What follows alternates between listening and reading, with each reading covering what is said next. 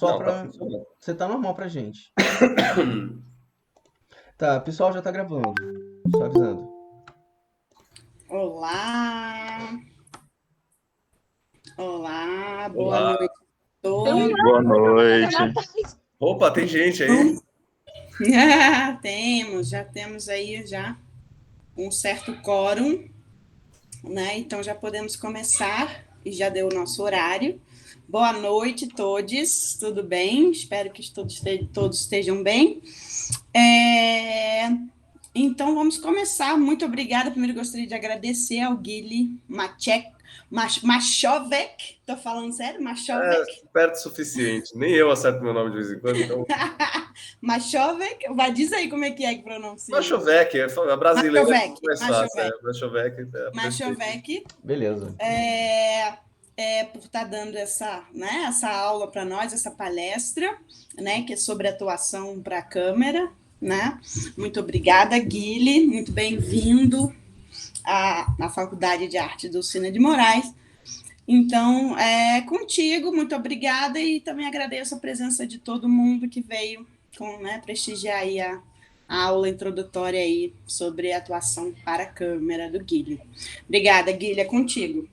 Eu que agradeço, primeiro, né, fazer esse agradecimento aí para a Lídia e para o pessoal da Dulcina aí, por esse espaço, por esse acolhimento aí de ouvir outras propostas aqui, outras ideias. E eu não vou me alongar nada e já vou direto para o conteúdo aqui. Eu vou compartilhar a tela inteira com todo mundo. Desculpa. Imagina. Vamos ver. Vocês estão enxergando aí? Deixa eu ver.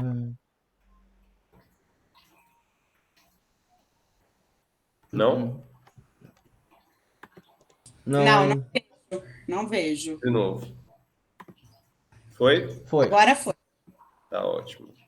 Marlon Brando! Marlon Brando. É o clássico referenciado, né? Você tem a atuação para a câmera e não tem a cara dele primeiro, não vê a cara dele, não, eu achei estranho, né? Alguma questão. Bom, boa noite aí para vocês que estão acompanhando. Não conheço vocês, mas espero que vocês tenham uma noite divertida aqui. Eu vou falar sobre essa proposta aí, que é a atuação para a câmera, que é uma coisa que as pessoas às vezes têm meio medo, às vezes tem meio... ou então uma curiosidade muito, muito grande. E eu não sei como é... A maioria de vocês aqui já deve ter algum envolvimento aí, pelo menos com teatro, ou já fez alguma coisinha. E já deve ter ouvido muito falar que tem uma diferença entre a atuação para o teatro, para performance e para atuação para a câmera, de ser bem distinto.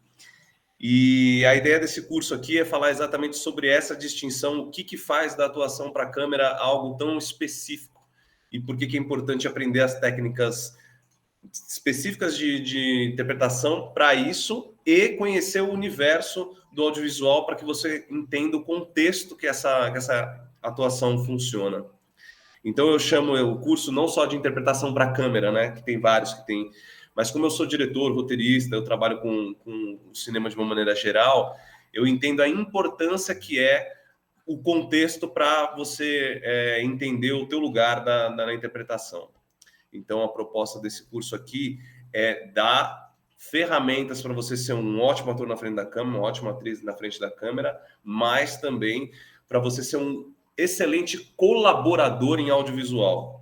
Isso significa que você consegue ajudar não só com a tua performance, mas com ajudar a pensar e a colaborar para que seja um projeto melhor de audiovisual. E isso é uma coisa que a gente encontra muito pouco ainda aqui no Brasil, porque a gente tem uma relação com o cinema um pouco nova, né? Aqui a relação com a TV antiga e com o cinema teve esse reviver do cinema a partir dos anos 90, que ainda dá um gás novo para o que ele oferece para a gente agora.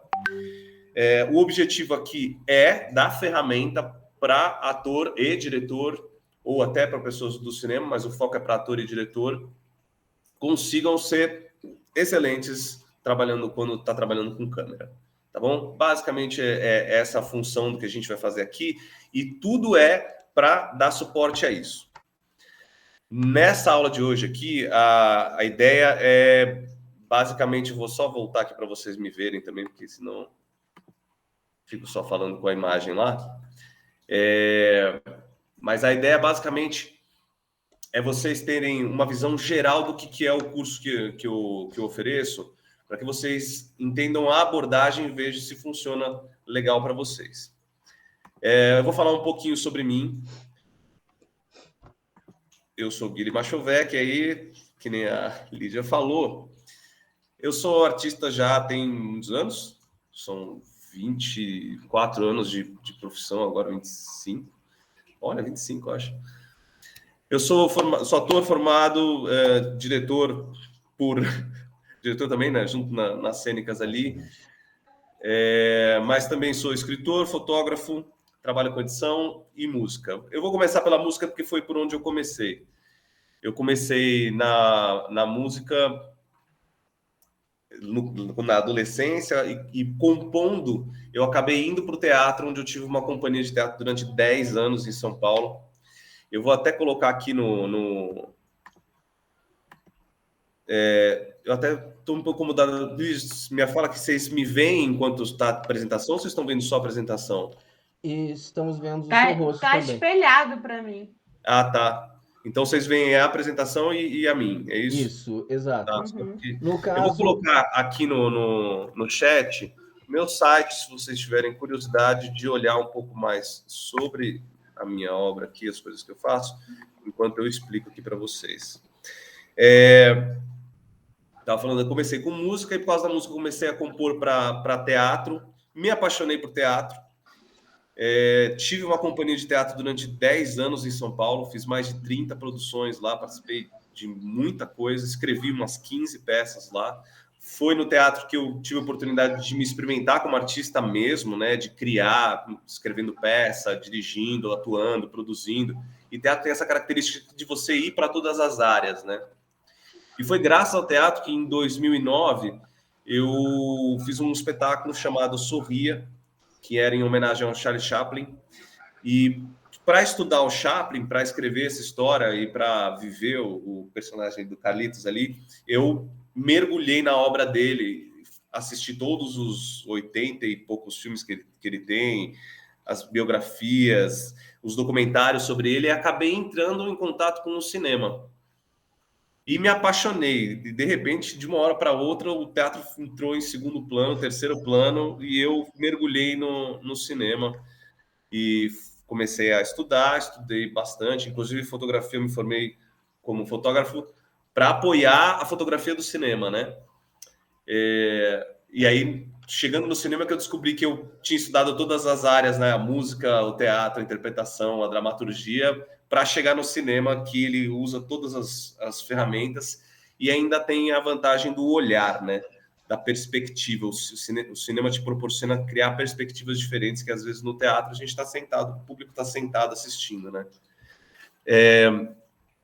E basicamente, a partir daí eu comecei a fazer curtas-metragens. Meus curtas-metragens começaram a ser selecionados para festivais no mundo, isso começou a chamar um pouco de atenção, e aí eu tive a oportunidade de fazer o meu primeiro longa, e esse primeiro longa passou na Amazon Prime, na Film and Arts, Sundance Channel, passou AMC Brasil. Hoje em dia ele não está no Brasil, ele está sem distribuidor, então ele não está passando em nenhum canal, só consegue assistir ele fora do Brasil. Ele é distribuído pela Amazon e ele está enfim, em vários países. O que é muito interessante, né? Meu filme chegou em vários lugares que eu não cheguei ainda. Isso é uma coisa muito interessante sobre o audiovisual, que no teatro eu não tinha. Né? No teatro eu consegui ir no máximo para o festival, né? Ser selecionado ali para o Festival de Curitiba, levar uma peça para fora de São Paulo, dar uma viajada. Mas o cinema me proporcionou essa internacionalidade, né? Eu já fui chamado para dar palestra na Índia, né? Então tem essa coisa muito doida de você ter oportunidade de expandir os horizontes por conta de uma mídia que se transporta de uma maneira muito rápida, né? Fala do cinema, mas a gente tem a oportunidade hoje da internet e o audiovisual faz com que as coisas sejam dessa maneira. Então vamos lá, falei suficientemente. Eu coloquei aqui também que eu sou dono de casa, porque aqui em casa eu faço comida, lavo roupa, faxina a casa. Então não é tudo maravilha, né? Faz o mínimo. Não é o mínimo, né? É tudo que tem para fazer. E aí eu queria falar desse meio. A gente está num meio agora do audiovisual, num momento, especialmente aqui no Brasil, onde existe a criação da indústria está se desenvolvendo. Então, várias sementes foram plantadas nas últimas 3 décadas e agora a gente está chegando num momento meio de boom. Por que eu digo isso? Porque existem leis que já prevêem que a televisão e os canais de distribuição são obrigados a distribuir produtos brasileiros. E a gente tem agora um governo que está interessado, voltamos a ter um interesse em desenvolver. O audiovisual, para vocês terem uma ideia, é a segunda maior indústria da criatividade do mundo, só perdendo para games. É a que mais movimenta dinheiro, né? Você tem muitas indústrias no mundo inteiro e existe essa exportabilidade dos produtos. Então é muito fácil você vender, que nem eu estava falando, né? Eu vendo na China, tá em Taiwan e tá na Bélgica. Então isso é interessante, essa movimentação, e gera muita oportunidade de negócio. E a gente está nesse momento onde tem um bolo de dinheiro setorial que está voltando para o mercado, que ficou parado nos últimos 4 anos e agora começou a se movimentar. Então eu coloquei aqui alguns exemplos. O Ministério da Cultura publica edital de 20 milhões para longas de ficção feitos por mulheres. Então, específico para isso. Então, mulheres, está na hora de vocês aproveitarem aí, porque tem muita oportunidade, né? Não só para mulheres, mas tem muitos grupos que estão com essas possibilidades que não existiam antes, que eram só possibilidades genéricas, e agora tem específicas. Então, a gente pode ir até atrás de coisas específicas para os nossos projetos. A gente tem a Lei Paulo Gustavo, que está com uma reserva de 2,7 bilhões para o setor do audiovisual nos próximos anos. Isso significa... Por que isso é importante? Porque eu estou falando aqui. Isso significa que vão existir muitos projetos de audiovisual sendo feitos, e isso precisa de equipe, isso precisa de atores, isso precisa de pessoas que entendam de audiovisual. Então, a gente precisa de gente capacitada para poder apoiar esses projetos que estão vindo aí, né? Para que não fique sempre nas mãos das mesmas pessoas. Inclusive, os editais, eles preveem que isso não fique na mão do eixo Rio-São Paulo. Esses editais, eles propõem uma distribuição maior. Esse da Ancine que está embaixo, a Ancine anuncia o lançamento de chamada de TV VOD, que é Video On Demand, no valor de 90 milhões. Esse edital tem 2 modalidades, a modalidade regional e a modalidade geral. A geral, você pode entrar com um projeto de qualquer lugar do Brasil. Agora, esse regional é só do Centro-Oeste, Norte e Nordeste. Então, assim, é um dinheiro que está separado para esses terrenos, para desenvolver esses lugares, essas indústrias. Porque não tem muito, é muito pequeno ainda e a gente está com essas possibilidades. Então, esse é um ótimo motivo para vocês sacarem que existe uma indústria se formando, existe uma possibilidade de empregabilidade, de profissionalidade, né? O que eu, por exemplo, eu sofri muito. Os 10 primeiros anos que eu trabalhei com teatro, e teatro maravilhoso, é um professor incrível, mas o teatro ele tem um limite de dinheiro mesmo que se faz com ele, que se movimenta nele. Ele tem uma característica própria. O cinema, ele tem essa capacidade de internacionalização, ele movimenta muito mais produtos muito mais rápido. Então, a gente também saber transitar dentro do cinema possibilita com que a gente também viabilize a nossa vida financeira como artista. Então, só queria colocar isso para vocês entenderem a importância disso, tá? E aí eu vou começar agora a falar especificamente de como que eu abordo tudo isso no curso. Qual que é a ideia? A ideia é falar sobre atuação para a câmera. A atuação, ela é o centro, ela é o cerne do que acontece no filme. Você fazer um filme só com imagem, ninguém ia assistir. Ou só foto de parede, de sofá, ninguém vai querer ver isso. porque o que interessa é a relação humana. Então, a gente quer ver pessoas, né? E a grande dificuldade que a gente tem é ver pessoas fazendo, porque é muito fácil complicar a atuação. Então, está aqui a frase: difícil é não complicar o que é simples. Atuar para a câmera é algo extremamente simples. É igualzinho você vive a vida inteira. Não tem nada diferente. É exatamente isso. Só que a questão é que isso é muito difícil. É simples, mas é muito difícil. Então requer uma série de técnicas. Porque no final das contas, o resumo é isso aqui que está embaixo, que é estar presente, respirar e ouvir. Basicamente isso. Se conseguir dominar isso, já está ótimo. Isso é uma coisa que a gente acha que a gente já está fazendo o tempo todo, mas não é muito verdade. E as técnicas que a gente aborda é exatamente para desmascarar essas nossas defesas, né? O que acontece? Eu estudei durante esses anos todos de teatro, né? Fiz muito teatro e eu estava já com 10, 12 anos de teatro quando eu comecei a trabalhar com cinema. E é exatamente o tempo bom para você achar que você já sabe de tudo, né? E aí eu tomei um tombo gigantesco quando eu fui parar no cinema e comecei a fazer filme e ver que as coisas que funcionavam no teatro não funcionavam no filme. E eu não entendia muito por quê. Eu tive que ir estudando e desmascarando várias coisas que foram me mostrando por que aquilo era daquela maneira.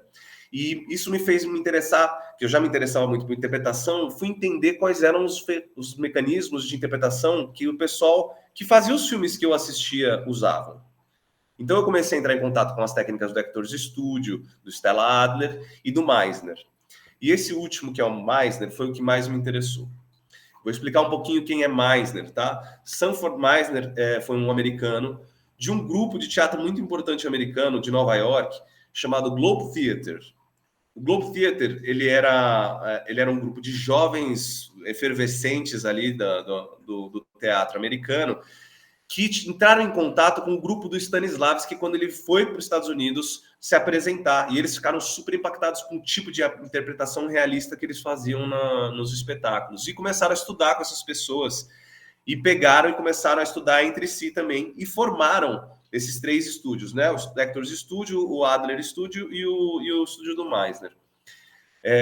E desses estudos com esses mestres específicos, que surge a nova maneira de interpretar no cinema americano. Através de quem? Desse homem aqui que a Lídia arrasou, que é o Marlon Brando. O Marlon Brando foi o precursor, assim. Quando ele apareceu atuando, era tão diferente de tudo que todo mundo ficou impressionado.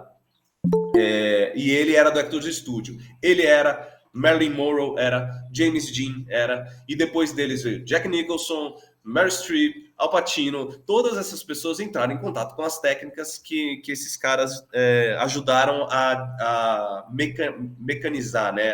Deram uma metodologia. Inclusive, o método do Actors Studio é chamado O Método, que é bem a cara do Stanislavski, da primeira parte de Stanislavski, que foi uma parte que o Meisner ele refutou um pouco. Ele gosta mais de uma outra coisa. Essa parte do Actors Studio trabalha muito com a questão da memória emotiva, da construção metodológica dessa criação. E o Meisner ele se apoia em outro tipo de experiência. E aí eu vou falar um pouquinho delas. Para vocês entenderem o que são essas experiências, tem 2 frases aqui que são frases do Meisner e que quem faz o curso acaba ouvindo muito, né? Que é atue antes de pensar, né? O haja antes de pensar. Seus instintos são mais honestos que seus pensamentos. O pensamento ele é o aprisionador da presença. Quando você está na tua cabeça, você não está no teu corpo e não está na vida que está em volta de você. Não está em contato com o seu sentimento e não está em contato com o que está acontecendo no aqui e agora. Então, essa é uma das frases que são impactantes, assim, e quando a gente vai estudando o método, você vai falando, tá isso aqui que ele está falando, gente, como é que eu estava dentro da minha cabeça, eu nem percebia, né? E a outra que ele fala é que atuar se comportar de maneira verdadeira dentro de uma situação ou de uma circunstância imaginária, né? Então, tudo que a gente faz na arte é imaginário, né? Aquela história não existe de fato com o teu corpo e com você, mas você está de fato ali naquele local E você precisa criar mecanismos para que aquilo seja verdade para você conseguir acreditar, para aquilo ser palatável para você, para que você não precise fazer nada mais do que acreditar nisso. E aí, até agora pareceu um pouco subjetivo, né? É bonito de ouvir, mas as técnicas são específicas, são exercícios, é uma metodologia. E a base dessa metodologia é esse primeira palavrinha aqui, que é repetição. Repetição é uma técnica, não é repetir coisas. Repetição é a técnica.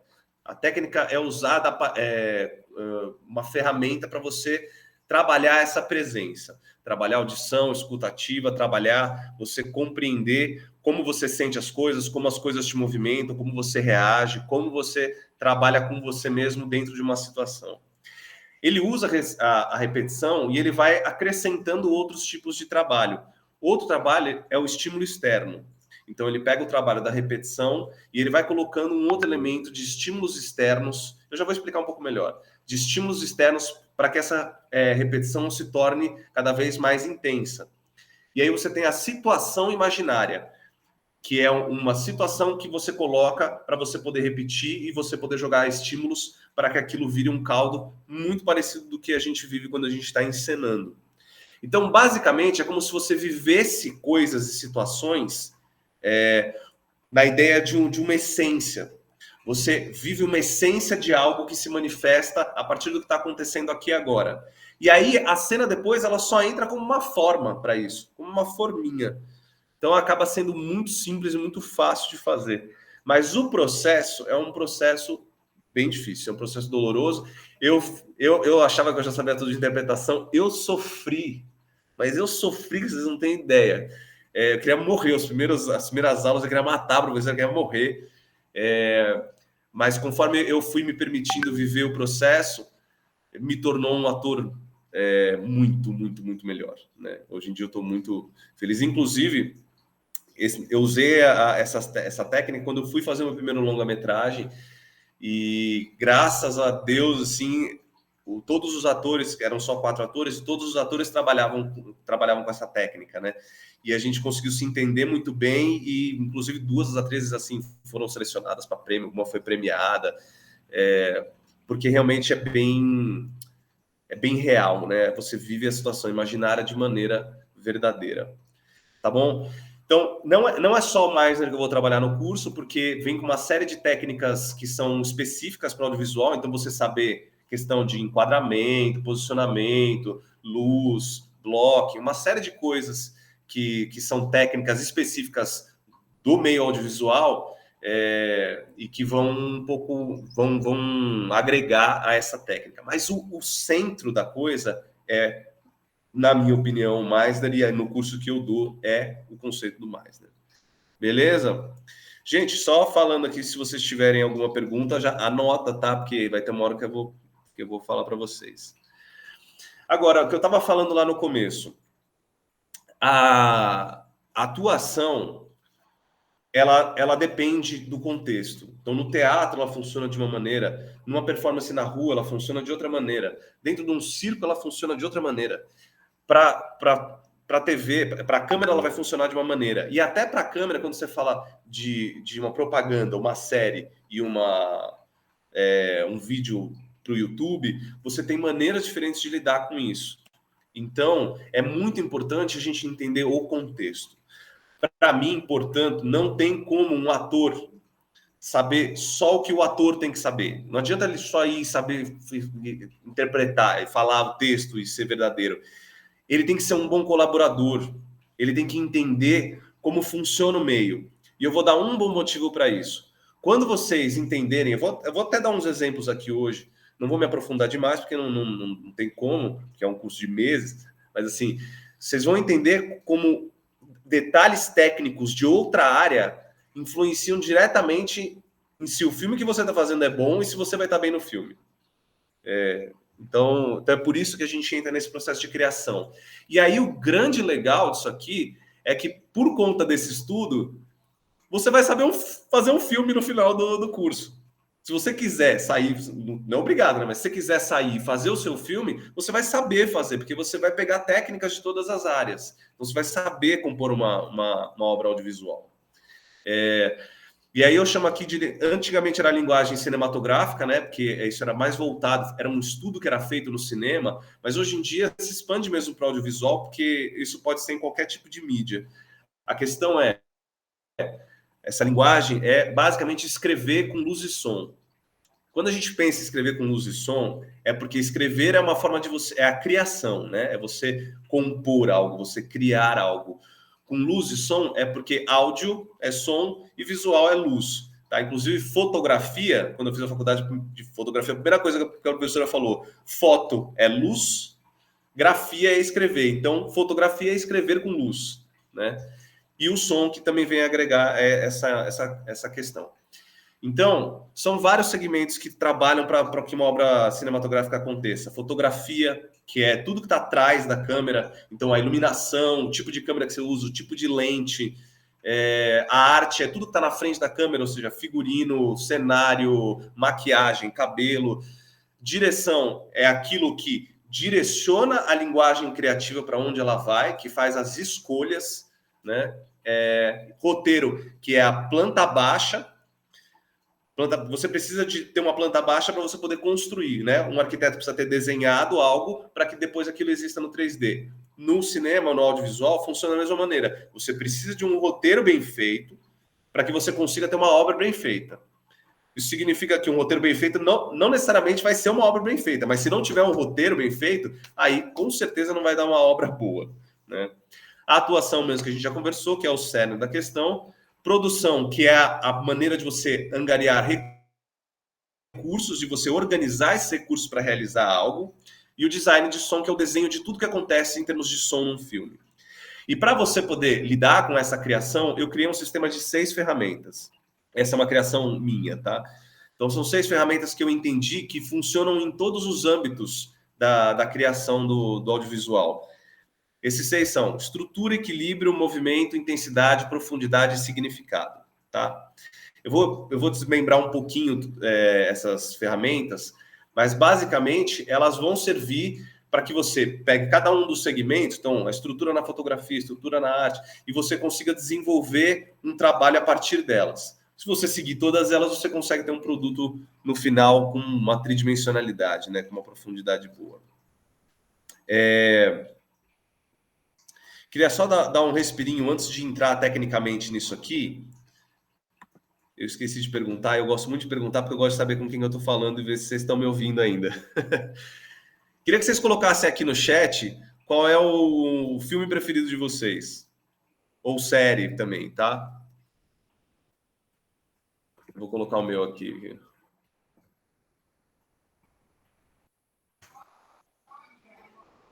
Meu Deus, quem é a Gabriela? Festa de Babette. Também é o amo Banquete esse de filme. Babette, é isso? Gabriela, que incrível! Já quero conhecer você, Gabriela. Foi maravilhoso. Caraca, pouca gente conhece esse filme. Maravilhoso. Inclusive, eu também adoro ele esse é uma filme. referência para a série que eu tô em pré-produção. Estou trabalhando numa série que a gente vai filmar em São Paulo e essa é uma das referências. Você sabe que eu também um filme favorito do meu pai? É mesmo? Uhum. É maravilhoso. Nossa, para quem gosta de gastronomia é toda uma... É toda uma relação, né? Olha, o conto, que é um conto, né, é Isaac Dinesen. Você leu a história do livro? Não. Não, deu branco o nome dela. Ela escreveu a Fazenda Africana, né? Ela quase ganhou o prêmio Nobel. E ela escreveu A Festa de Babette. Só que o filme é um absurdo, né, em relação ao texto, assim. Amplificou demais o texto, né? Nossa, é bonito demais. Aquela cena do banquete é uma das minhas cenas preferidas no cinema. Eu acho aquilo lá de uma... Para mim é aquela... o discurso do visitante. Sim, a cara dele. Aquela cena do discurso do visitante. É maravilhoso. Aquilo não tem, é impagável, realmente. Mas eu tenho problema de escolher um filme só. Eu sou uma pessoa muito eclética. Eu também, eu adoro. Mas impossível escolher um filme. Aí apareceu Blade Runner aqui. Blade Runner, baita filme. Blade Runner novo ou antigo? Ou os dois? O antigo. O novo eu ainda, infelizmente, não tive a oportunidade de ver, mas estou morrendo de vontade, apesar de estar ao alcance. Fotografia de um dos mestres da fotografia, que é o Robert Dickens. Sim. O Roger Dickens, que é um gênio da fotografia. O Duna também muito bacana. Senhor dos Anéis, trilogia Senhor dos Anéis. Sim. Senhor dos Anéis, trilogia. Cara, Senhor dos Anéis é raiz, velho. Tipo, o cara conseguiu fazer efeito especial de cinema em fundo de quintal. Praticamente. Nos primeiros filmes. Amélie Poulain, a Bárbara aqui falou Amélie Poulain. Ai, eu amo a Amélie Poulain demais. No Estranho no Ninho, Júlia, amo. Pra mim é o melhor do Jack Nicholson, junto com o do Kubrick lá. Como é que chama? Um Estranho no Ninho, muito bom também. O Iluminado, junto com o Iluminado. Sim. Inimigo Meu, Alfadinho, vocês estão com... Já adorei vocês, galera. Vocês têm um gosto maravilhoso de filme aqui. Uhum. Eu vou voltar aqui para a aula, tá? Rapidinho. É até legal eu saber o que vocês gostam, porque assim a gente vai conversando. E eu queria que vocês pensassem nos filmes de vocês, esses filmes que vocês deram de exemplo, esse primeiro slide aqui que eu vou falar. Esse aqui é a primeira ferramenta que eu chamei de estrutura. Estrutura é tudo aquilo que dá base para uma criação. Então, quando você olha uma casa, você está vendo a casa. Você não está vendo a estrutura, porque a estrutura está escondida. São vigas e pilares que vão até embaixo da terra. Tem uma fundação na casa. Você não enxerga essas coisas, mas elas estão lá. E estrutura é tudo aquilo que é a base para aquilo que você está criando. Se você for olhar aqui, eu escrevi em cada um dos temas, dos segmentos, tem um desmembramento, né? Então, roteiro, estrutura de atos, fotografia, composição, arte, esquema de cores, direção, limitação criativa, atuação, partituras, produção, recursos, design de som, as 3 camadas de áudio. Cada um desses tópicos é uma aula inteira, sabe? Tem muita coisa que cabe. Então, eu peguei uma só, para a gente poder dar de exemplo aqui, e eu não vou poder mergulhar muito profundamente, porque senão a gente se estende demais. Mas eu vou falar um pouquinho sobre estrutura de ato. Todos os filmes que a gente assiste, todos esses que a gente conhece, a não ser aqueles filmes muito arte, assim, que são bem abstratos, eles seguem um padrão estrutural. A estrutura de atos, que é uma estrutura aristotélica, milenar, a mesma das tragédias, lá, os 3 atos, blá, blá, blá, só que na versão americana. Por que na versão americana? Porque os americanos eles têm essa mania do know-how, do saber como, de como fazer. Então, eles desmembraram de uma maneira muito específica no cinema, de uma maneira tão doida que ela é temporal. Por que é temporal? Criou-se uma estrutura de roteiro, uma maneira, que inclusive são programas, que cada página de roteiro escrito significa 1 minuto de tela. É exatamente isso. Não é mais ou menos, é exatamente. Se você pega um roteiro de cinema feito na formatação certa e você filmar, no final do filme você vai ver que é 1 minuto. Dá 1 minuto. Se você tem 100 páginas de roteiro, vai ser 100 minutos de filme. E eu já experimentei isso na prática, isso é real. Meus filmes, eles viveram essa coisa e é impressionante a precisão disso. E aqui nas estruturas, ele não tem só o ato, mas eles têm alguns pontos importantes. E para exemplificar esses pontos, eu trouxe o filme Shrek. Todo mundo assistiu Shrek aí, gente? Eu só precisa ouvir sim aí, porque senão eu não sei. Porque se alguém não ouviu, eu vou dar spoiler, tá? Sim! Adoramos Shrek! Vários spoilers aqui. É o Shrek 1. Sim, com certeza. Duvido que alguém não viu. Cara, um dos melhores... As animações não tem jeito, cara. É maravilhoso. Na minha opinião, o melhor filme de contos de fadas de todos os tempos. Eu acho, na atualidade. Talvez conto de fada, animação não. Animação eu gosto de Monstros S.A. mais, mas é um filme que vai dar para exemplificar bem isso aqui que eu vou mostrar. Então a estrutura de ato funciona. O primeiro ato é a apresentação do universo, né? É onde você conhece o personagem, você entende aquele universo e onde é apresentado o conflito central.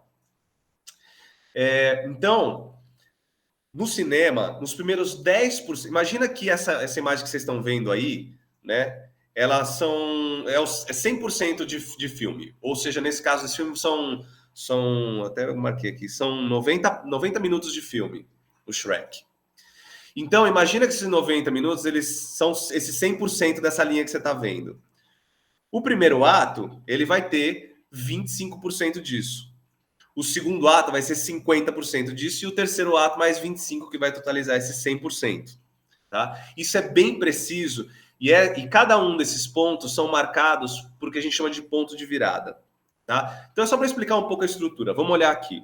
Então aqui você tem o ato 1, que é a apresentação. No ato 1, aqui do Shrek, começa com a apresentação do universo do personagem. Então a gente vê que aparece um livro, ele está falando da história dos ogros e tal. De repente aparece o Shrek, a gente conhece o Shrek vivendo um dia normal na vida dele, que a gente chama de Day in a Life no roteiro. Ele está vivendo um dia lá, ele vai lá, se suja lá no pântano, vai atrás de alguma coisa, assusta uns cabra lá. E a gente conhece quem é o Shrek, ele é um cara que gosta de ficar sozinho, que mora lá naquele lugar sozinho, não quer saber de ninguém por perto. O que acontece? Aos 10% do filme, acontece esse IM aqui, que é incidente motivador. Eles chamam de II nos Estados Unidos, que é Incitant Incident, que é incidente incitante, né? Eu coloco o motivador porque é o que motiva a história a acontecer. Porque se não tivesse acontecido isso, a história continuaria igual. O Shrek continuaria sendo um ogro ali, vivendo sozinho. Mas acontece que o burro aparece na vida dele. O burro está sendo perseguido, e o burro vai parar e quer ficar com o Shrek, pede para dormir a noite com o Shrek, quer ficar com ele, e o Shrek acaba deixando. Então ele deixa, isso invade o mundo dele e transforma.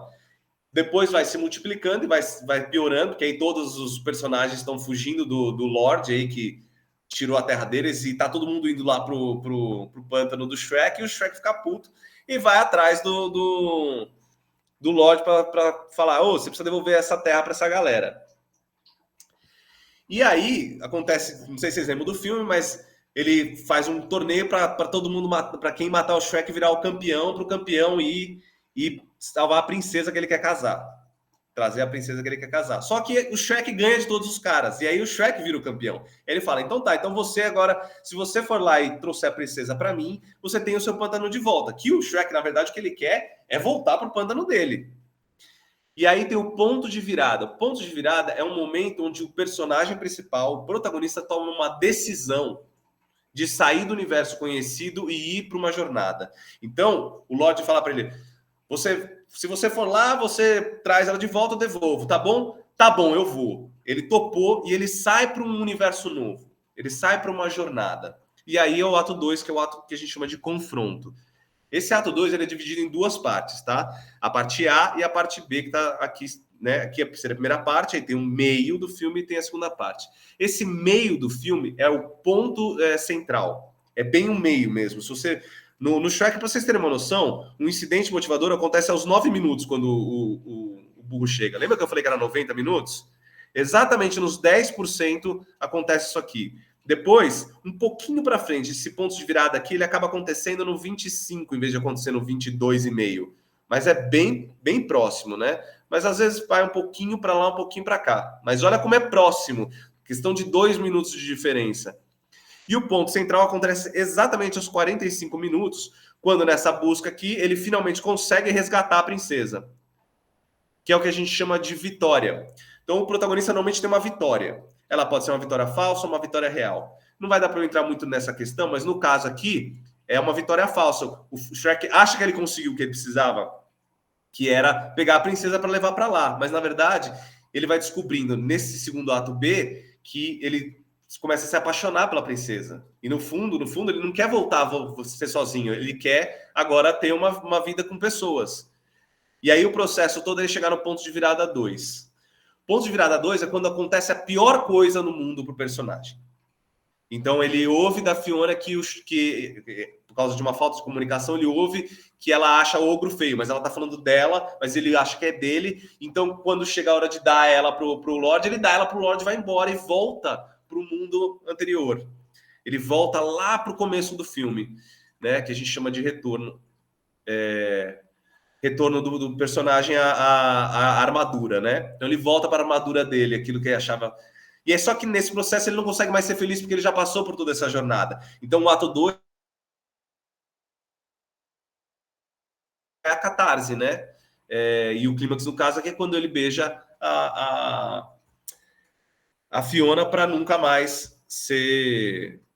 Como é que chama? Para nunca mais ficar sozinho na vida, né? Então, esse ponto de virada 2, ele vai acontecer 75% do filme, exatamente aqui, ele acontece no minuto 73, e aí depois o clímax vai ser referente ao incidente motivador, mais ou menos 10% a 90%, né? Quase no final, e ele acontece aos 81 minutos.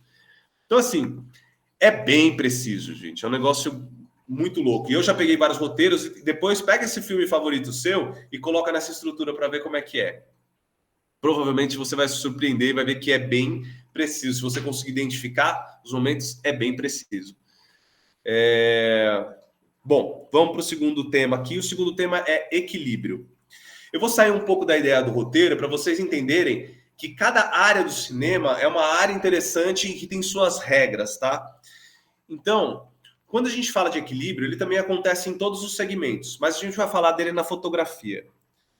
Fotografia, ó, até alguém tinha falado de Amélie Poulain, gostando de Amélie Poulain que tá aí, ó, no exemplo. Na composição da fotografia, tem o elemento principal que existe é elemento focal.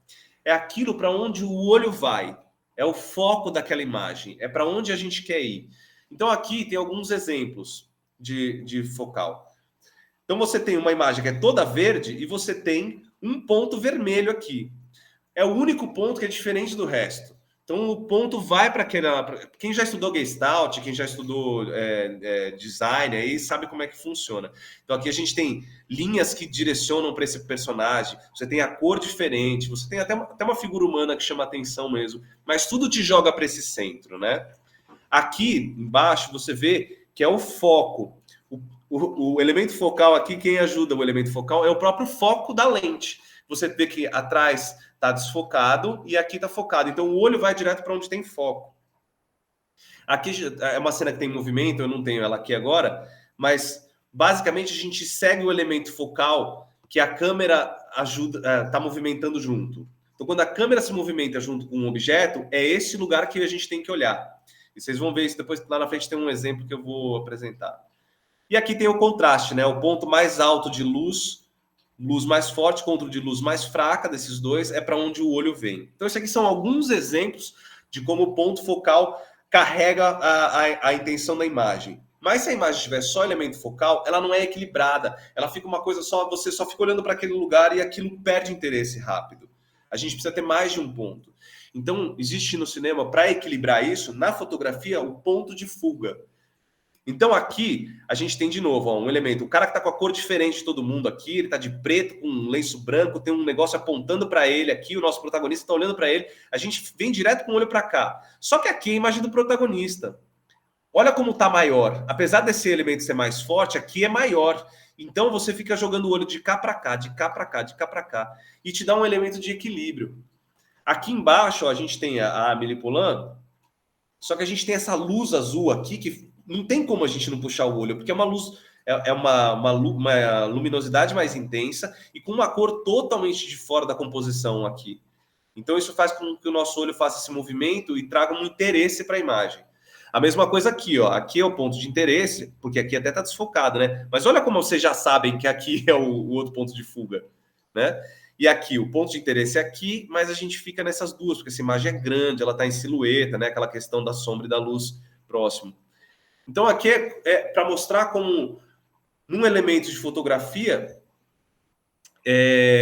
você tem que pensar na estrutura, que seria a composição, e no equilíbrio de como essa composição tem que estar com os elementos que tem dentro dela.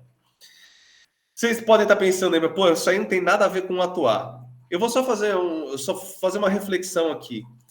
Se você é um ator e você está lá no roteiro, precisando, fazendo um filme, quando a gente faz um filme, tem uma questão muito séria para o ator, que é tudo é filmado fora de continuidade. Não é que nem uma peça que você entra e faz ela do começo ao fim. Você às vezes filma a última cena primeiro, aí você filma uma cena do meio, você filma do começo, depois vocês voltam para o final, dependendo às vezes do set. Então você precisa saber muito bem estruturar e conhecer o conceito do roteiro para você saber em que ponto emocional a história está e você tem que estar como personagem. E a composição é a mesma coisa. Muitas vezes o ator fica incomodado que eu tenho que ficar virado para cá, a luz está na minha cara, não sei o que lá. Sim, mas todas essas coisas elas são importantes porque o diretor de fotografia está falando algo com aquele movimento, né? Enfim, para vocês entenderem a importância disso. Falando em movimento, uma das coisas mais interessantes que tem no cinema, na minha opinião, e que a gente vai trabalhar muito no curso, é a questão de blocking. Blocking é relativo ao que é o mise-en-scène no teatro. Mise-en-scène é a movimentação dos atores pelo espaço cenográfico, né? No blocking, você acrescenta, além do ator e do espaço cenográfico, você acrescenta a câmera. Então vira uma coreografia entre a câmera, o movimento do ator pelo espaço. Então essa coreografia a gente chama de blocking. Isso é muito interessante porque a maioria dos filmes que acabam sendo meio... que a gente tem a sensação de que a gente já viu esse filme, tudo meio igual. Normalmente as pessoas usam muito plano contra plano. Tem duas pessoas conversando, aí uma câmera em uma câmera na outra. Aí fica cortando de uma câmera de uma câmera para outra, uma câmera de outra. A TV era assim antigamente, né? É meio uma coisa meio parecida, tudo meio igual. Não tem linguagem, não comunica nada. E no cinema, a gente busca mudar isso um pouco. Eu vou trazer aqui para vocês uma... Vocês estão vendo aqui o vídeo? Turma, tem alguém aí ainda? É, porque tá ligado o microfone. Então vamos lá. Tem esse vídeo aqui do Indiana Jones. Eu vou só mostrar primeiro essa cena, depois eu explico, tá?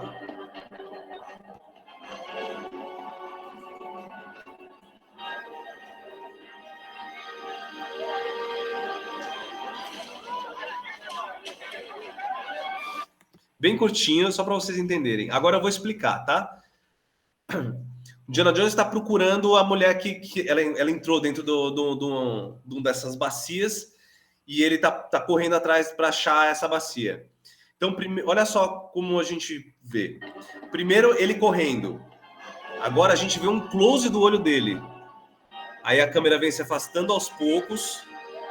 Ele corre, a gente gira e aí a gente vê que tem esse mundaréu de coisas e volta para um plano aberto. Percebe como não teve corte na câmera? A gente fez um plano aberto, que era ele correndo, aí teve um close dos olhos dele, a gente afastou para um plano médio dele procurando, depois a câmera virou enquanto ele corria, e a gente viu ele dentro desse outro contexto num plano aberto. Então juntou-se um monte de pontos de vista em um take só. Essa movimentação chama blocking, tá? Eu vou dar um outro exemplo aqui um pouquinho mais para frente, de uma outra cena que tem um blocking um pouquinho mais complexo, tá? Então vamos assistir. Percebe que assiste aí, vamos lá.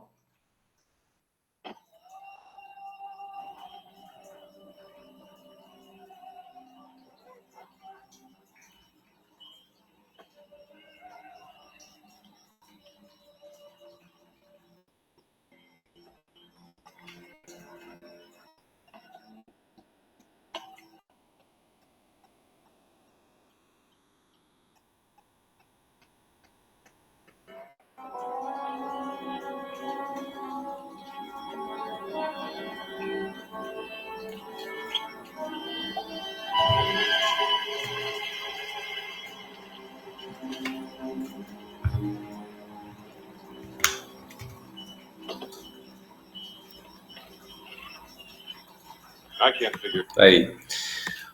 Então, ó, se vocês forem ver, todas essas questões que eu já estava falando, né, de estrutura, Nossa, é impressionante como a câmera fica praticamente parada, né? Mas só o estudo de como naturalmente a gente foca e desfoca, a gente consegue, né? Não é muito incrível? Agora, incrível. Olha comigo que eu vou explicando agora, só para vocês acompanharem. Então, primeiro a gente tem esse close dele, a gente está vendo o que ele está pensando, essa informação. Depois, o cara passou atrás, a gente olhou direto pro cara, não olhou? Depois encheu o saco, a gente volta para ele, mas é a hora que ele vira. E a gente vê essa informação. As tâmaras ali foram lavadas, ele está colocando. Deixou a coisa ali. E o foco muda, né? Por mais que fique parada a câmera, tem uma coisa de ajuste de foco, né? E aí a gente revela um outro plano. Tira a gente entende por que essa porta estava na frente o tempo todo, entra o personagem, mudou o foco para ele. Voltou para lá. Ele tira algo, coloca ali. Tem um close. Volta. Muda, é o único corte que tem na cena. Uhum. Mas percebe que toda essa movimentação é muito precisa. Isso faz com que a história tenha ritmo, né? Uhum. Tem alguém que gosta de brincar aí. Ai, criancinha fofa. Então, assim, você percebe que tem toda uma movimentação, mas teve uma escolha do diretor aqui de fazer esse close aqui, né? Ele falou, não, isso aqui é uma informação importante. Quando você dá um close, é porque você está falando, para o teu espectador, né? Essa informação é muito importante, né? Então, tudo isso é quando a gente pensa em linguagem cinematográfica, tá? Então, o blocking é essa movimentação dos atores pelo espaço cênico, coreografada com as movimentações da câmera. Tá? Estou explicando tudo de maneira bem simples aqui, mas tem muitos exemplos para a gente estudar depois.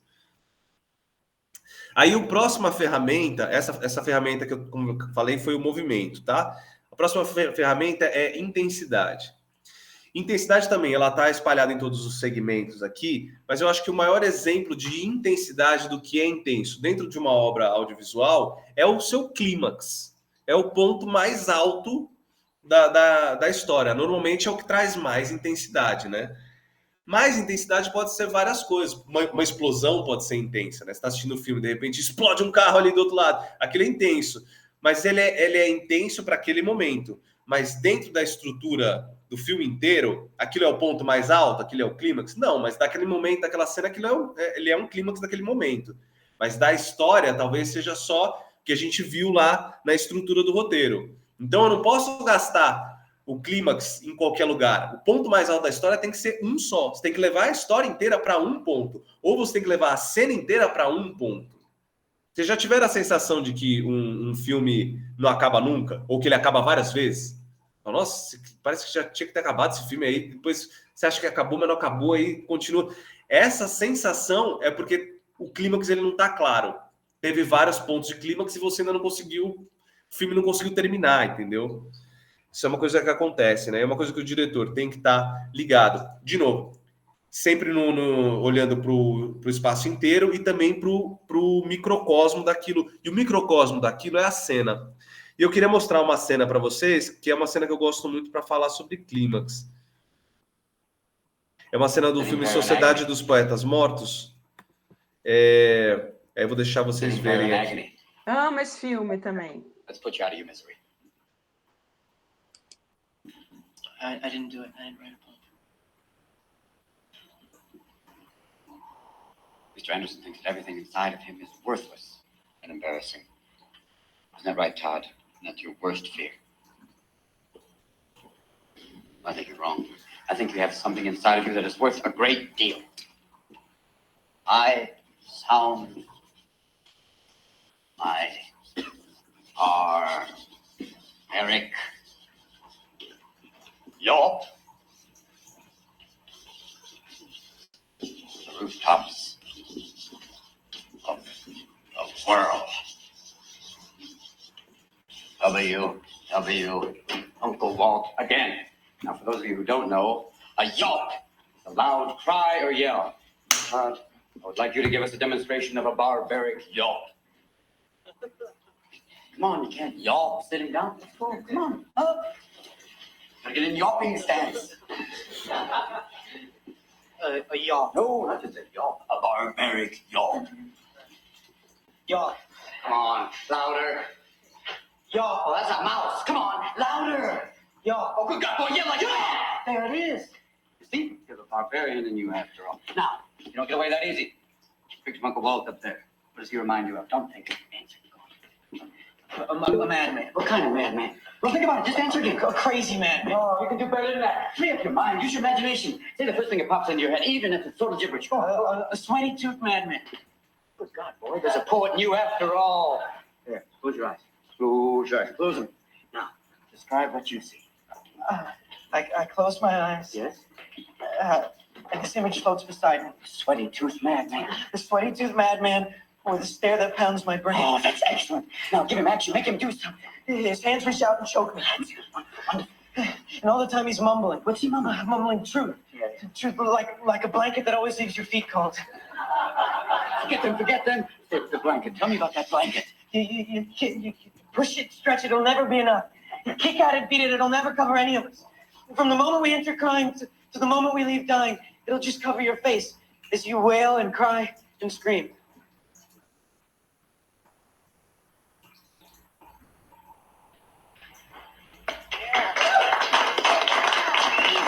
Don't you forget this.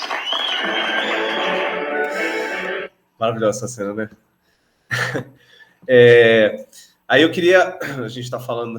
Gente, é tão bom que eu até me perco aqui, peraí. A gente tá falando da intensidade. Olha só que intenso que é um negócio que me rouba dessa maneira. Então, esses atores, né? Pois é, mas lembra que esse aí é o começo da carreira do Ethan Hawke, né? Não o Robin Williams, né? Mas o Robin Williams eu acho que é um dos atores um dos maiores maravilhosos que já existiram. E aí, olha só que interessante. Aí a gente já começa a ver como integram todos esses elementos que a gente estava falando. Lembra que eu falei plano contra plano era um negócio meio chato? Filmar um ator conversando, depois o outro, né? A cena começa assim. Filmando um, filmando o outro. E dá para ver bem perto, né? A gente está perto. Então a gente está vendo o incômodo que ele está sentindo. Mr. Anderson thinks that everything inside of him is worthless and embarrassing.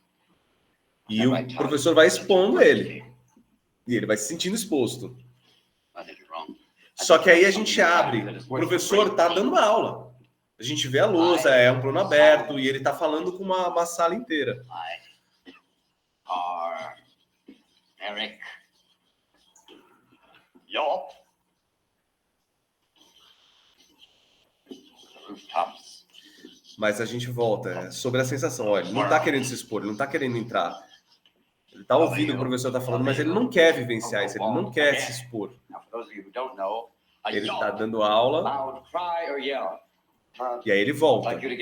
Olha como ele andar perto faz com que a gente se aproxime de novo dessa relação. De novo, voltou para o mesmo lugar. Só que aí o diretor abre. Para a gente ver o quê? Olha como ele está exposto agora. A gente está vendo todos os alunos juntos. A gente está vendo como ele está exposto. Fecha perto dele.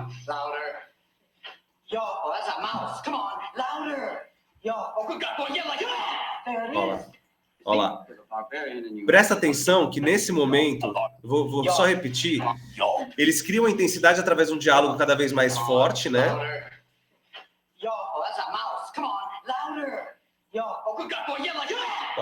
E a hora que ele entrou, que ele conseguiu expor, ele começa a movimentar a câmera. Aí dá a sensação de que não está mais parado, agora está em movimento. Agora é um movimento que não dá mais para parar. Olha como a câmera entrou em movimento. O movimento do ator é de propósito. Aqui foi bloqueado, tá vendo? Isso aqui...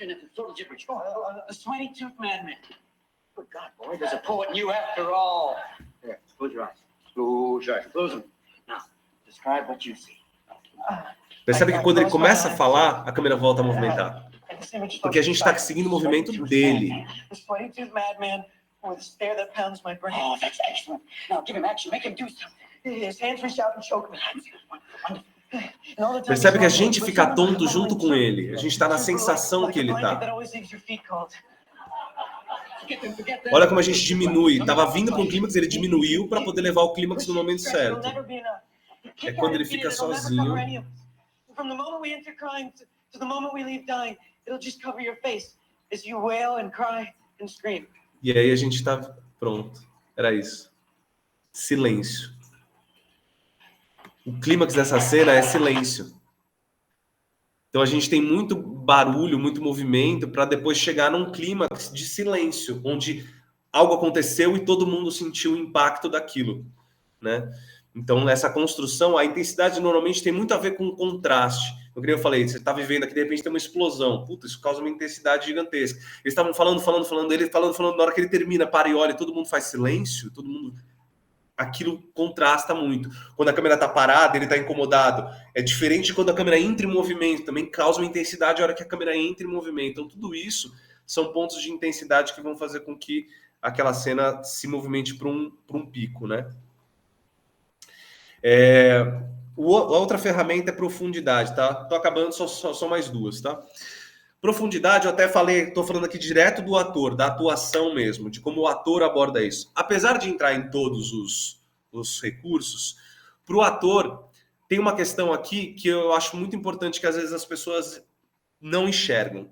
A gente trabalha muito com texto e subtexto, né? Quando a gente está trabalhando. Texto e subtexto, eles trabalham com duas camadas, que é a camada do que está sendo falado e a camada do que está por trás.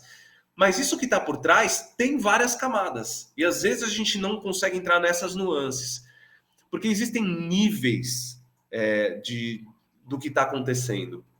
Então aqui tem os níveis, os diferentes níveis. Tem o nível social. Eu peguei o exemplo do Poderoso Chefão aqui. No nível social, o protagonista, ele é um cara que pertence a uma família que está sofrendo um ataque e ele, por causa da decaída do pai, ele tem que entrar no lugar e se transformar um líder perante essa sociedade, perante esse grupo do grupo dele e perante ao grupo externo também. Eles têm uma movimentação social, né? Então tem um conflito num nível social.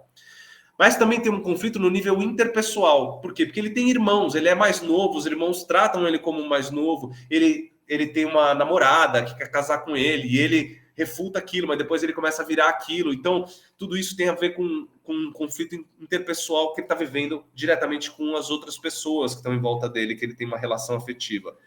E aí tem o nível pessoal, que são ele com os valores dele, com as crenças dele, tendo que viver essas situações.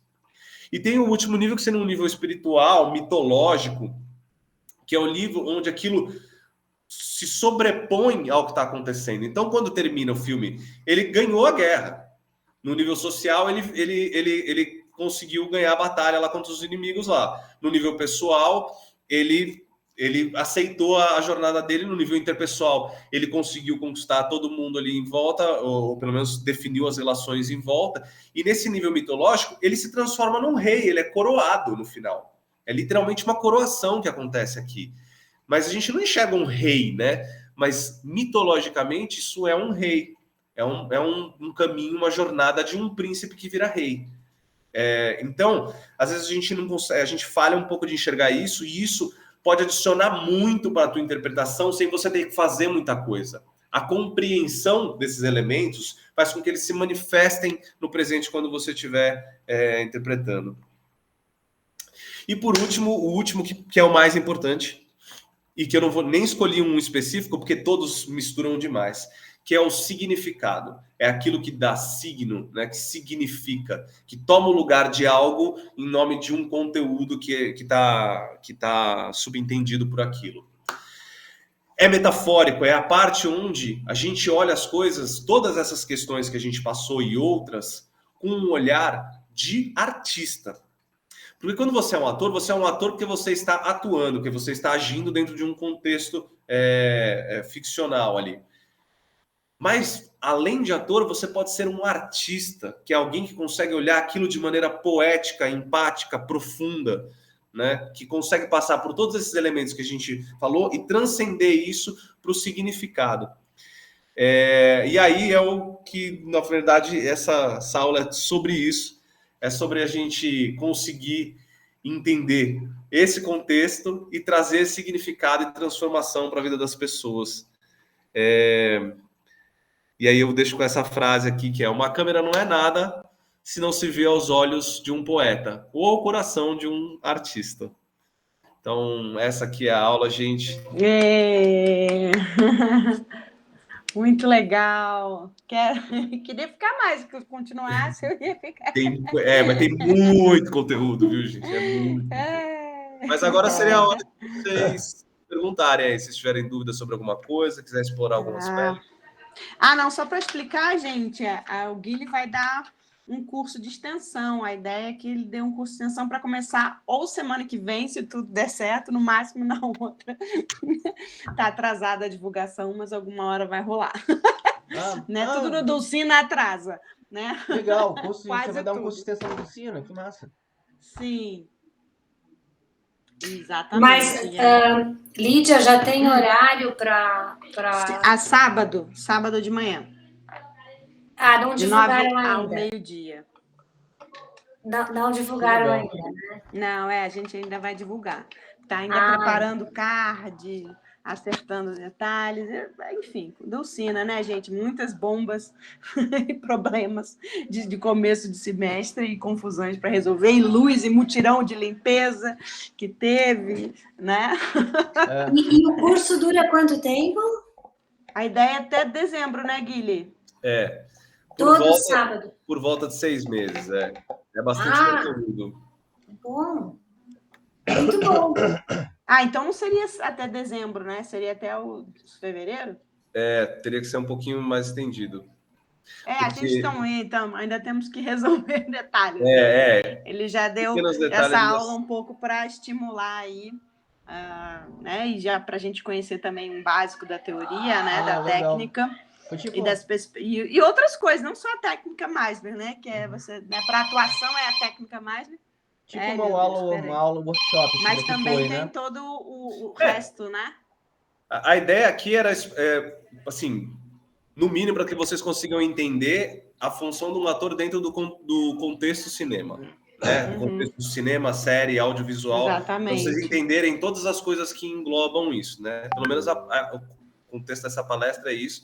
E o contexto do curso inteiro é para que você termine excelente dentro desse contexto. Né? A ideia é dar todas as ferramentas que precisa para você conseguir chegar no nível de atuação que a gente precisa. Legal.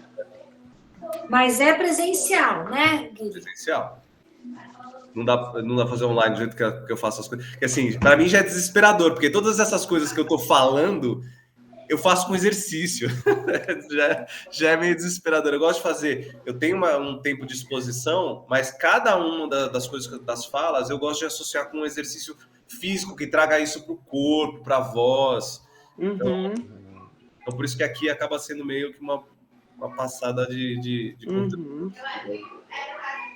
O ambiente aqui é meio de aquário, né? Não, terrível. Terrível. Gabriela quer perguntar um negócio. Coisa, né? Mas... Sim, eu queria te perguntar. Aquela cena que você estava mostrando do Sociedade dos Poetas Mortos, o trecho, primeira que tem o menino, né? Não é uma pergunta, na verdade, eu queria só que você falasse, assim, se você puder, não sei se eu vou conseguir elaborar muito bem. Eu não entendo muito de filme, mas eu sei que tem a história dos storyboards, que os diretores, os roteiristas, não sei, costumam desenhar e tal. Naquele caso ali, a atuação dele, eu leiga, assim, parece que a atuação dele é muito conduzida pela... Assim, a câmera e a atuação estão muito conectadas, entendeu? Parece que assim, o diretor atua, ele dirige o ator, deve dizer para ele, põe a cabeça assim, faz assim, tal. Mas a coisa é muito amalgamada, sabe? E aí, e a construção da cena, depois você falou daquele espiral, porque ela é toda em espiral, né? Porque você mostrou, que eu nunca tinha me dado conta. Eu queria que você falasse assim, na cabeça do diretor, na cabeça de quem está construindo a cena. Como é que isso acontece? Assim? Eu acho muito curioso. É uma ótima pergunta. E a gente parte da onde? Primeiro parte do roteiro. Né? Tem todo um estudo de como é essa estrutura do roteiro, qual que é a importância daquela cena, depois qual que é a informação que você está tentando passar na cena. E aí a informação, ela se derrama como linguagem para todas as áreas. Então, por exemplo, o tipo de roupa que as pessoas estão usando é importante para dar alguma informação para que você se conecte com aquele contexto, né? Se aquele menino tivesse com uma camiseta largada, com o cabelo bagunçado, a impressão que você tem dele estar oprimido naquilo é totalmente diferente, certo? Então, tudo comunica. E no audiovisual, a gente fala, tudo que está na tela é de propósito. Se tem alguma coisa que não está de propósito, você errou. certo? Então, tem isso. Por outro lado, a construção, ela depende do diretor, ela depende de como o diretor está conduzindo. Porque, por exemplo, o diretor pode ter chegado e falado para o Robin Williams e para o Ethan Hawke lá, faz a cena aí que eu quero ver. E aí eles vão lá, faz a cena, e aí ele e o diretor de fotografia assistem e falam, nossa, legal isso aqui que eles fizeram, vamos girar a cena na hora que ele começar a falar, porque o Robin Williams pegou no cara dele e começou a girar, então vamos girar junto, então... Pode ter sido assim, ou pode ter sido ele virado para o Robin Williams, na hora que ele começa a falar, a gente começa a girar. Ou o que normalmente acontece muito é que existe um storyboard, a maioria das vezes existe um storyboard, onde você desenha, só que aí o que acontece? É um desenho, então você tem indicações de como aquilo vai ser. E é igual um roteiro, é uma planta baixa. A planta baixa não é o prédio. Você precisa de um engenheiro de obra ali, de um mestre de obra para poder botar aquilo em pé. O arquiteto não vai fazer. E aquilo não vai sair se o engenheiro não falar, talvez a gente tenha que diminuir essa viga, isso aqui tem que caber ali, esse movimento. Então, o processo de audiovisual, ele vai acontecendo. Ele acontece no roteiro, ele continua a construção na produção, e na pós-produção, lá na edição, vai mudar de novo. Porque existe edição. Então, uma das coisas que eu sempre falo para os atores, que é a primeira coisa que eu falo em aula para o ator, é: ator, tira a responsabilidade que você acha que você tem dos teus ombros. Porque não é sua, é coletiva a responsabilidade. Então, você não vai ficar bem num filme porque você quer. Porque o diretor vai editar e ele pode escolher um outro take que você achou que você tinha balado naquele, mas na verdade ele pegou o outro. Ou ele pegou uma parte de um, uma parte do outro, uma parte do outro. Ou ele nem colocou a câmera em você. Tem uma história interessante do filme Bicho de Sete Cabeças, do Rodrigo Santoro, com a Cássia Kiss. Tem uma cena onde onde o pai acha o baseado no quarto do filho lá. Eu já vi também. E aí eles brigam, né? O pai confronta eles têm uma treta horrorosa. Mas vocês provavelmente não vão lembrar, mas na verdade essa cena começa, é um baita texto entre os dois. Eu achei isso aqui, não sei o que lá, começa uma gritaria entre os dois, só que a câmera não tá nos dois, a câmera tá na Cássia Kiss, que tá na outra sala, que é a mãe, que tá aflita ali ouvindo aquilo e não sabe se vai, aí ela levanta e vai até ela, mas ela não consegue ir, e a gente tá acompanhando a aflição da mãe e ouvindo a gritaria dos dois. E só no final da cena que a câmera chega ali. E o Otton Basso, que era o ator, isso aí eu ouvi da diretora, tá? Não estou inventando. Eu fiz uma palestra com a Laís Bodansky, que é a diretora desse filme. Eu fiz um workshop com ela e ela contou essa história. Ela falou, o Otton Basso ficou maluco. Ele começou a falar que eu não sabia dirigir, porque a câmera só estava chegando nele, era a melhor cena dele no filme e a câmera não chegava nele. E só chega no final da cena. Ela falou, não, mas você não está entendendo, eu estou contando a história da mãe, eu não estou contando a sua história. Então, no roteiro, ele achou que a cena era dele. Na cabeça da diretora, era uma diretora mulher, ela se conectou com o sofrimento da mãe, ela queria mostrar aquilo, que era uma história que não estava sendo contada. E aí, entendeu? Então, a construção do que vai aparecer na câmera depende de uma opinião e depende de uma construção coletiva. O Otton Bastos ficou muito bravo, a Cássia Kiss falou, Otton, tem que confiar na mulher, deixa ela fazer o que ela acha que ela, né, que tem que fazer. Você tem que... Ficou bravo, tal, não sei o quê. No final das contas, a cena, eu acho maravilhosa a cena, né? O Otton Bastos não deve gostar. Bicho de Sete Cabeças. Bicho de Sete Cabeças. É um dos melhores filmes brasileiros. Quem é Cássia Kiss? Quem é Cássia? Não conheço essa mulher. A Cássia Kiss realmente é uma figura. Cássia Kiss? Estou brincando contigo, Guilherme. Figura não grata. Sumiu. Então, ela desapareceu, né? Uma boa atriz ela é, né? Ela virou outra coisa agora. Digamos que ela o Rodrigo Santoro nesse filme. Rodrigo Santoro tá incrível. Assim, ele mostra que ele não é só bonito. Não. Esse em Carandiru também ele arrasa. E também Abril Despedaçado. Despedaçado também. Nossa, maravilhoso.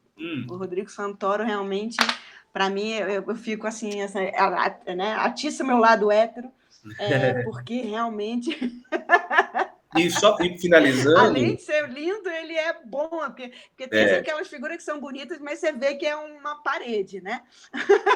E bom profissional, né? Literalmente Também, uma parede. Oi? Profissional, que quem trabalhou com ele fala que ele é um profissional extrema, uma retidão de caráter e de compromisso profissional, que é, tipo... não é para menos que ele conseguiu chegar no mercado internacional, né? Você precisa ser muito... Ele é maravilhoso. Dá para ver que ele é uma pessoa muito bacana, né? Para fazer isso. Mas eu ia comentar, só fechando essa questão, é que por isso que é tão importante você, como ator, você entender esse contexto do audiovisual. Se você domina essas linguagens em volta, o que isso te proporciona?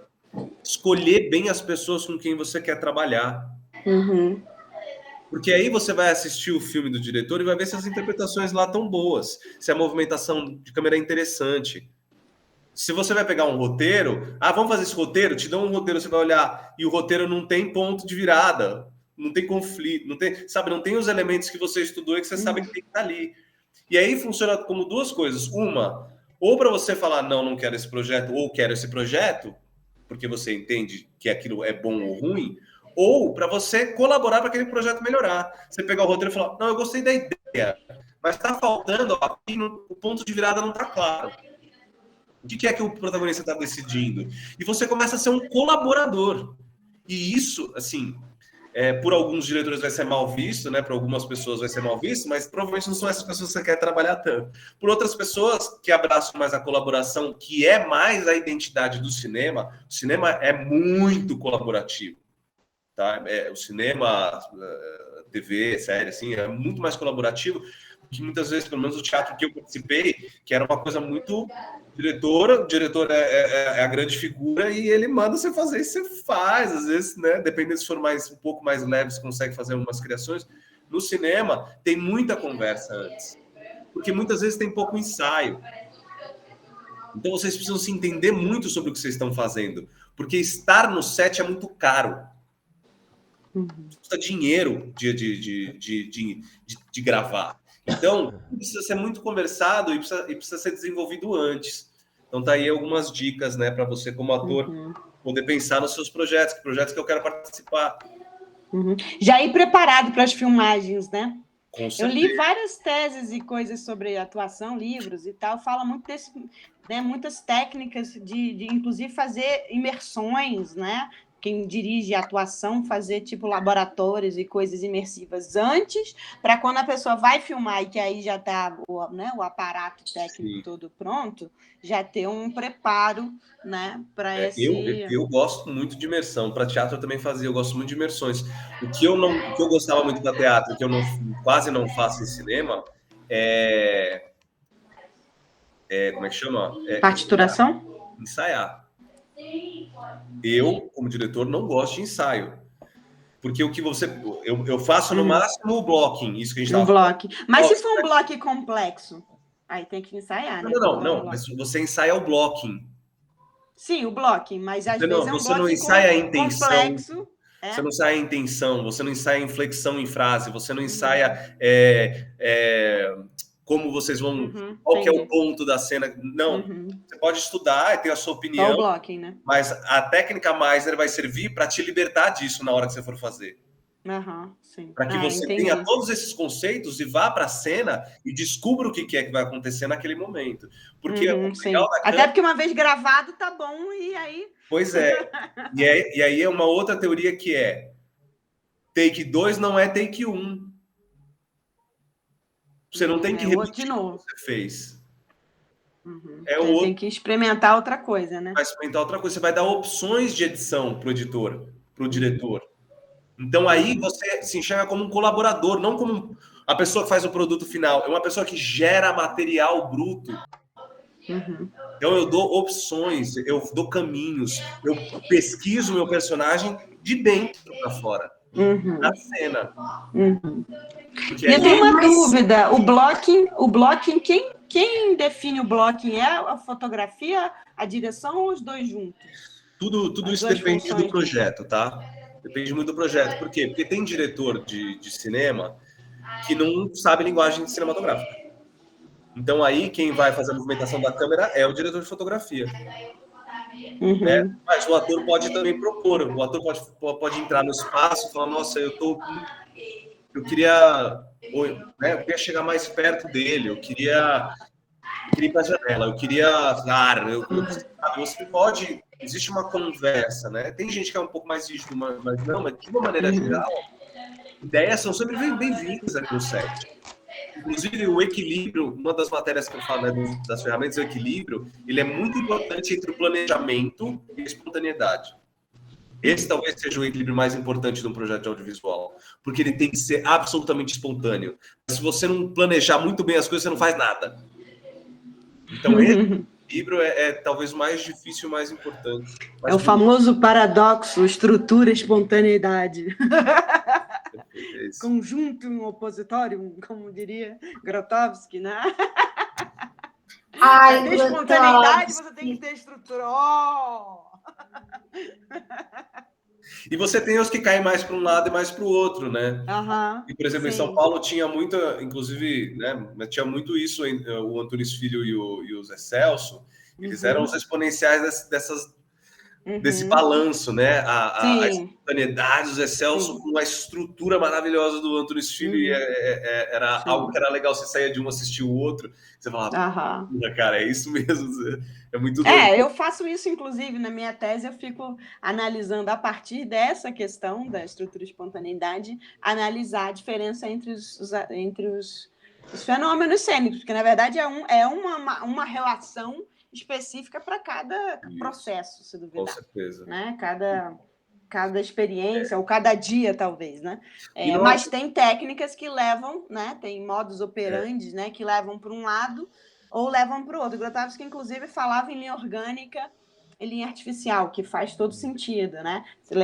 A questão, inclusive, a artificialidade não como uma coisa negativa, não, né? Lembrando que tem a mesma etimologia da palavra arte, não à toa, né? Quer dizer, você pode puxar para a construção e ter mais controle da estrutura e querer essa estrutura, né, repetível, precisa, ou você pode deixar justamente, né, enfatizar, né, a espontaneidade, mas a estrutura vai estar lá, isso aqui é incrível. Inclusive, um diretor que é um dos diretores que eu mais gosto dessa nova safra é o Wes Anderson.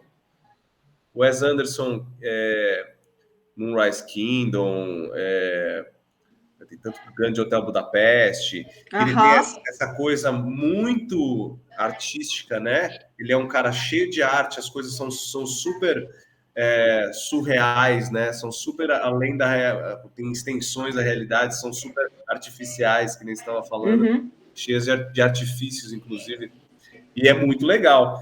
E a interpretação, ela entra dentro desse contexto também. Alguma chance do curso acontecer em outro dia que não no sábado? A Gabriela está perguntando.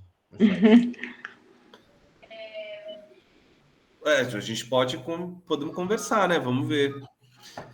A gente está aberto, né? Porque a gente quer ver se a gente consegue abrir uma turma bacana. Alguns falaram aqui alguns falaram, aí eu tomei coragem para falar também. E vem cá, quem está nessa turma já está matriculado, né? Quem faltou se deu mal. Não, quem faltou nessa aula se deu mal, quem veio nessa turma, quem veio não garantiu a vaga, não? Sim. Tem preferência, é isso? E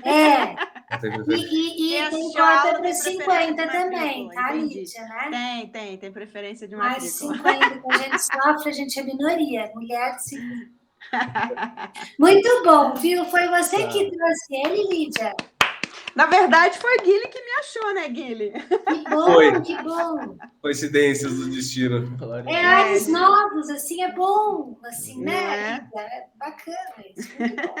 E aí foi ótimo. Eu vou fazer, inclusive, também. Eu ia falar para vocês, aproveita, conversa com outras pessoas que são diretores, que são pessoas que gostam de trabalhar com câmera e tal, porque é um curso que agrega. Qual o volume da mensalidade? Vocês já chegaram nesse consenso? Não, ainda não. Isso é um outro problema. O André definiu. Mas acho que vai ser em torno de 350, né, Guilherme? Provavelmente alguma coisa.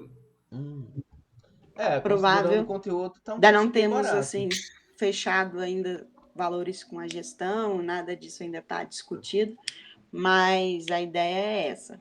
E se tiver até falo, para mim é muito legal, porque como é com câmera, então a gente precisa de câmera.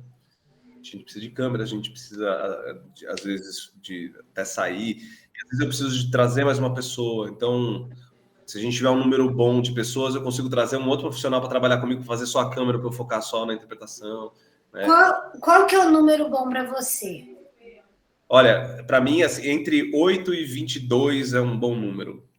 Então, acho que o André vai querer, talvez, né, Lídia? Olha aí. O André é nosso colega do cinema, ele é muito legal.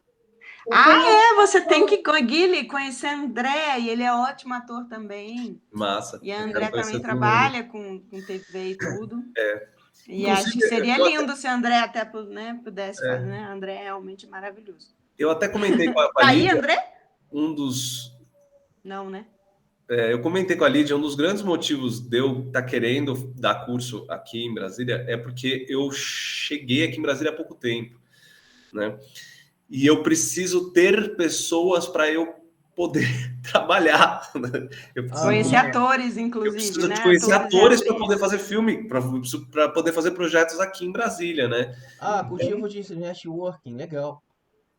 Esse é um dos motivos. É porque eu amo dar aula e eu aprendo muito quando eu estou trocando com os alunos, me mantenho quente também no mercado, né? Mas também para poder ajudar o mercado aqui a trazer essas técnicas dos lugares que eu estou trazendo para cá, né? E tentar ajudar aqui de alguma maneira esse cenário daqui, fortalecer, a gente desenvolver, ajudar Poxa, valeu, Guilherme. A gente está precisando desse tipo de iniciativa aqui pela né? Também eu já tô, inclusive vou querer fazer o curso e já quero fazer um filme também. Agora, vixe, Maria, ideia não falta, tá? Acho que o seu curso para profissional Mas eu acho, você sabe que eu suspeito que eu sou o tipo de atriz teatral que talvez para a câmera fica um pouco... Porque diziam que, por exemplo, o Rubens Correia era péssimo ator de televisão e cinema, porque ele era justamente muito... Eu não acredito nisso, hein? Careteiro. Mas realmente eu vi o Rubens Correia, algumas coisas, ele era meio... mas talvez para teatro, para televisão. É isso que eu estava falando. Às vezes mexer com a técnica certa, a direção certa, dentro do contexto certo. Não, com certeza. Talvez o Rubens Correia faltava era um professor que fizesse ele entender as especificidades ou professora, né? Que realmente ensinasse a ele porque ele era um puta ator de teatro, então está acostumado a expandir a energia, né? E aumentar as expressões, e acredito que, né, para a câmera, né, nas poucas vezes que eu fiz alguma coisa de cinema, eu notei isso, que um pouquinho de expressão, né? Se você exagerar a cara... Mas posso falar? Às vezes fica... mais é muito doida. Oi? A técnica. A técnica? A técnica Meisner ajuda de uma maneira muito doida nisso. Ai, que maravilha, porque justamente eu quero muito aprender essa técnica que eu já tinha ouvido falar, junto com a da Stella Adler e a Stella Adler e o Lee Strasberg. E Lee Strasberg. Eu estava com falando com a escrita na mental do outro. Aí eu fiz um bug aqui na minha mente. Mas os clássicos aí do cinema americano, das técnicas. E é muito interessante os links, né, dessa técnica do roteiro também, dos pontos, né, com a teoria de dramaturgia, né, a coisa da curva, né, da coisa da jornada do herói, né, Sim. E tem também toda isso aqui é que eu falei por cima, assim, porque tem muita coisa legal que... isso é muito legal, né? E o roteiro é muito bom. Também gosto muito de dramaturgia, né? Muito legal. Para mim foi prazer enorme. Prazer conhecê-lo também, Guilherme. Obrigada, Guilherme. Um beijo, hein? Para coisas bem legais, que a gente se encontre muito mais, viu? Agradeço mesmo pelo espaço, pela troca aí. Beijão, gente. Obrigada. Tá todo mundo agradecendo aqui, Guilherme, no chat. Valeu pelas... Dizendo maravilhoso. Obrigada. Queremos saber do Valeu pela curso. aula, Guilherme. Foi realmente bastante esclarecedor em muitos aspectos. Valeu, gente. Muito legal. Um abraço para todos. Tchau. Tchau, gente. Boa noite. Até mais, tchau. Eu gravei a lista de contatos do pessoal que estava aqui pra gente fazer aquela lista que vocês falaram de pessoas que ótimo. se matricularam. Tá ótimo, queridão. Obrigada, viu? De nada. Um beijão, Rony. Prazer, A um beijão gente pra se você fala. também, Lídia. Até mais, hein, galera. Até amanhã.